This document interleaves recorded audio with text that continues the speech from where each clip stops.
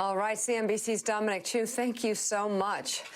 And this, the FBI yesterday announced it has no evidence of coordinated plans for fraudulent activity related to mail-in ballots at a security briefing for reporters held by the Department of Homeland Security, the FBI, and the Director of National Intelligence Office, high-ranking officials, speaking on the condition of anonymity, dispelled voter fraud claims made by the president.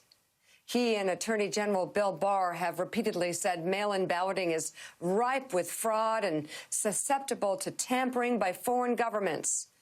An intelligence official told reporters, "We have not seen to date a coordinated national voter fraud effort. It would be extraordinarily difficult to change an election through this effort alone."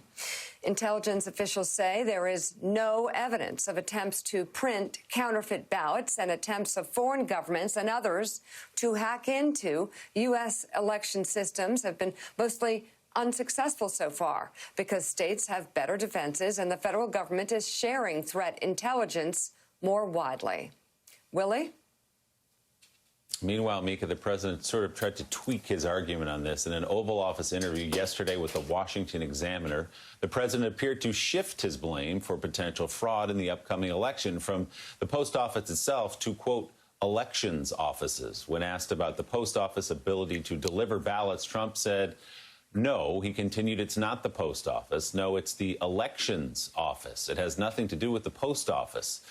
Even if mail delivery were a day late, according to the president, that's not the problem. The problem is when they dump all these ballots in front of a few people who are counting them, they're going to count them wrong. The post office is not to blame. So, Jason, a new tact here from the president, shifting blame away from the post office. But how many different ways do we need to hear that there is no widespread fraud in mail-in voting? The FBI had a press briefing yesterday to effectively say the argument that the president is making about voter fraud is not true. Mitch McConnell has said the same. Senator Tim Scott, one of the stars of this week's RNC, came out the next morning and said, no, I'm not worried about that. The president's own campaign manager, Bill Stepien, has said as much as well. The president is on an island here on this idea that there's going to be fraud through mail-in voting in this election. Yeah, Willie, at this point, if he keeps moving the goalposts this far, we're going to be out of the stadium. Like, what this boils down to is that Donald Trump was always lying, right? He was always lying. We always knew that there's no national coordinated voter fraud. But what it speaks to is what I've recognized really after the first or second night of the RNC. This is not a president who is concerned about the actual election. Donald Trump doesn't care about votes. He doesn't care about a campaign. He doesn't care about a compelling message. He just wants to stay in power.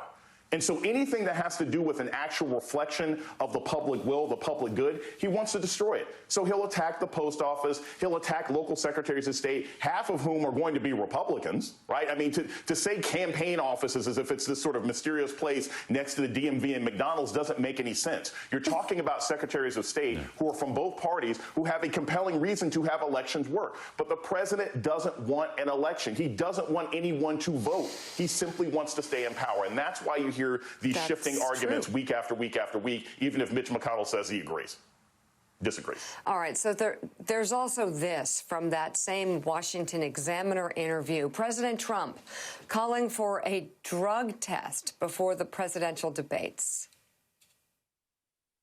What nobody thought is that he was even going to win, because he had debate performances were so bad. Frankly, his best performance was against Bernie. We're going to call for a drug test, by the way, because his best performance was against Bernie. It wasn't that he was Winston Churchill, because he wasn't, but it was a normal, boring debate. Nothing amazing happened. And we are going to call for a drug test, because there's no way you can't do that. What do you think's going on?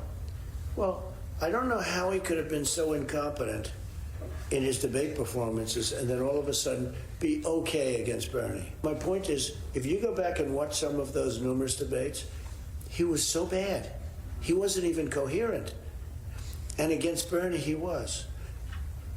And we're calling for a drug test. So is this like a prize fight where beforehand you have a test? Well, it is a prize fight. It's no different than the gladiators, except, we have to use our brain and our mouth. and our body to stand. You know, I want all standing. You know, that was where they wanted to sit down. So, Willie, because just I'm curious, maybe Donald Trump ought to take a look at tape of himself. There's so many times where he doesn't make sense at all. It's almost as if he's projecting, but you also get the feeling he just thought of that, like in the middle of that conversation, and decided to go with it. Of course. I mean, I don't even know what to say about that. There's not going to be a drug test. I think it's probably best to ignore that. But maybe it shows again that he's worried about these debates. He's maybe worried about the speech he saw Vice President Biden give at the convention last week. Perhaps he's not as anxious and excited to get into the ring with Joe Biden as he says he is. Jason Johnson, your thoughts? Yeah, this is not Mayweather versus McGregor, right? They're not going to fight. And as entertaining as it might be to see two 70-year-old guys fight on the stage for 27 minutes, that's not what's about to happen. And what kind of drug test is he talking about? Adderall? It doesn't make any sense. Yeah. The thing that annoys me about this, to be candid, is why do people allow the president to go off on these riffs that he can't enforce that make no sense? That's the most disturbing thing. Not only will there be no drug test, it doesn't make any sense. And I think the reporter should have pushed back and said, that's crazy. Yeah, I couldn't agree with you more. Still ahead, thousands of homes are without power.